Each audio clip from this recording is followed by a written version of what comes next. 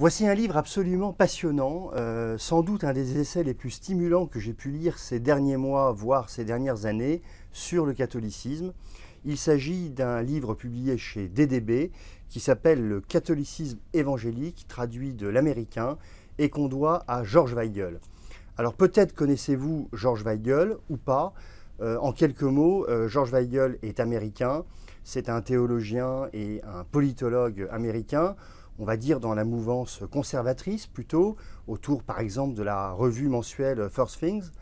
Et puis c'est quelqu'un qu'on connaît en France pour avoir écrit une des biographies de référence de Jean-Paul II, un livre de défense de Benoît XVI par exemple. Une des choses qui est passionnante dans ce livre, le catholicisme évangélique, c'est que Weigel vient un peu prendre à contre-pied certaines thèses, puisque dès le début, ce défenseur de Jean-Paul II et de Benoît XVI s'est entiché du pape François. Pour lui, il y a eu un choc. Cet homme était véritablement le pape qu'il fallait pour ce nouveau catholicisme évangélique. Et donc on voit bien qu'on peut aimer Jean-Paul II et Benoît XVI et aimer le pape François. Alors, qu'est-ce que c'est qu'au fond ce catholicisme évangélique?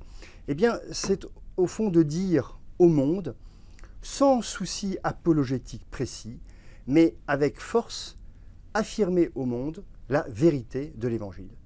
Voilà ce que proclame et ce que veut Weigel pour le catholicisme d'aujourd'hui. On peut dire aussi, et c'est très important, que ce catholicisme évangélique est avant tout christocentrique. Il est centré autour de la personne du Christ. C'est ça l'essentiel. Et il y a véritablement chez Weigel cette réflexion qui se décline sur beaucoup de thèmes, et par exemple sur celui de la liturgie, où Weigel dit des choses passionnantes. Notamment, il préconise que la messe soit célébrée ad orientem, c'est-à-dire tout le monde tourné vers le Seigneur, comme certains l'ont aussi préconisé. Alors, il y a aussi toute une réflexion très passionnante chez Weigel autour de la réforme de l'Église. Et on retrouve vraiment les intuitions profondes du pape François. Et Weigel n'y va pas par quatre chemins, notamment, par exemple, en préconisant beaucoup plus de discernement dans le choix des évêques. Eh oui, messieurs les évêques, il faut lire Weigel. Il n'est pas toujours tendre, mais je crois qu'il y a une bienveillance et surtout une volonté de mettre des pasteurs au poste de direction de l'Église.